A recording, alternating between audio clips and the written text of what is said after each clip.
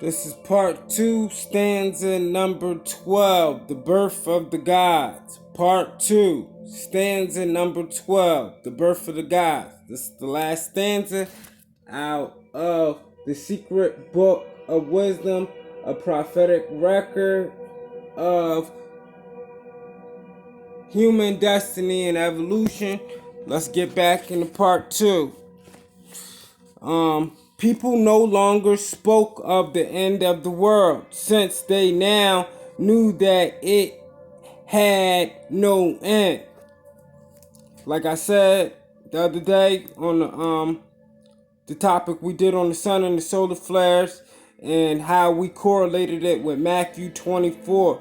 How will you know the signs of thy second coming? And the end of the world, meaning the end of the age. The world never ends. It just resets.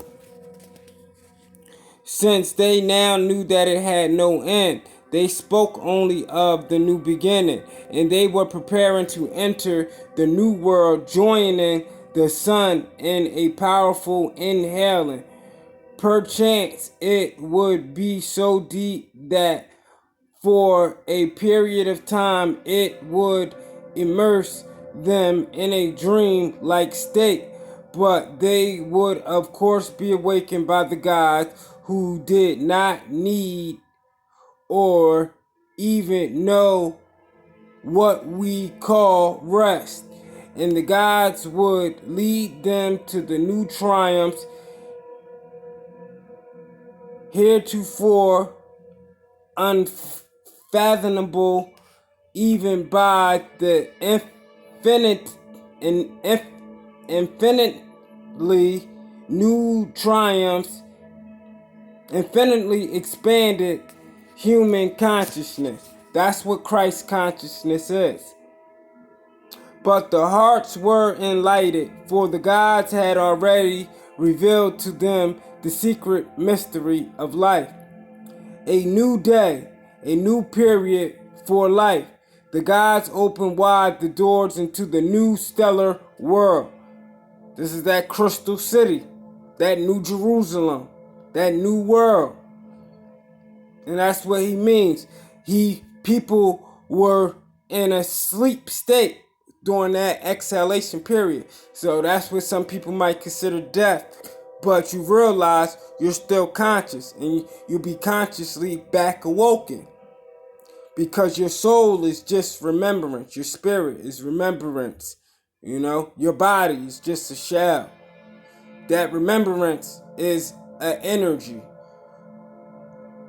Just like to those that are not on this planet, we're considered an entity, like we see them as entities. But entities are energies, angels are angles. In different manifestation, which could be manifested in different bodies in different worlds, in time, space, and matter.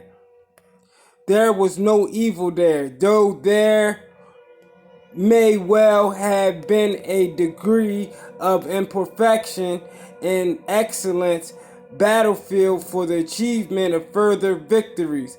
Victories in the Hebrew Sephiroth is Netzach.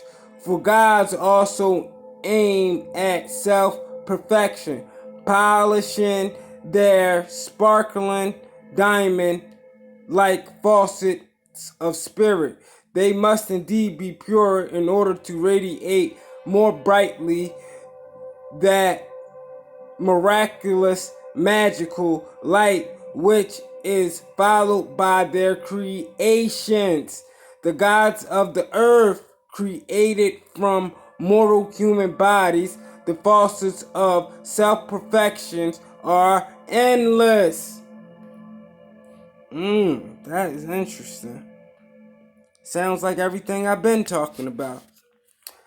This is how you know when people are, still stuck into religion.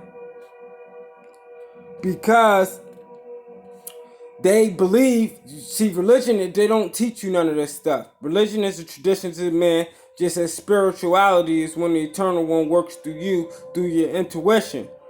and it's endless work, ascending to your higher self. So he's telling you that your countenance will be vast, your consciousness will be expanded. That is what Christ consciousness is. Let's read that again. They must indeed be pure in order to radiate more brightly that miraculous magical light which is followed by their creations. The gods of the earth, the gods of the earth, the gods of the earth. These words, key words, created from mortal men, human bodies. The faucets of self-perfections are endless. Let's say that again. The faucets of self-perfection are endless. The faucets of self-perfection are endless. And people must not lose their faith in the might of the gods as well as those who will follow them.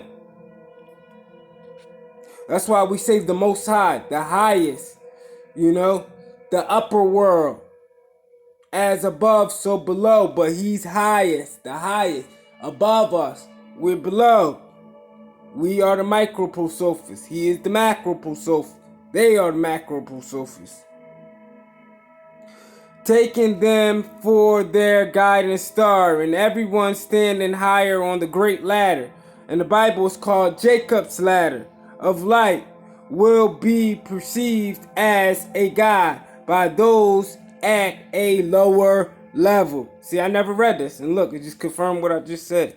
And the first shall descend and stand on the lowest rung to raise up the stragglers. So basically, those of us who are on a high frequency and ascended to this higher state and have this vast countenance of knowledge, just like the Most High said in the Old Testament, I have a special people, above all people, a chosen people, to be a light to the world and the rest of the world. He's going to work through them, and they are going to awaken the others. See, it's a hierarchy, and it's a chain of command,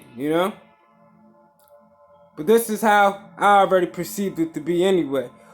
All our gods was not the precisely was the gods were after the gods, who were rotating unceasingly the wheel of eternity. And was it not they who periodically descended to the earth to help the last become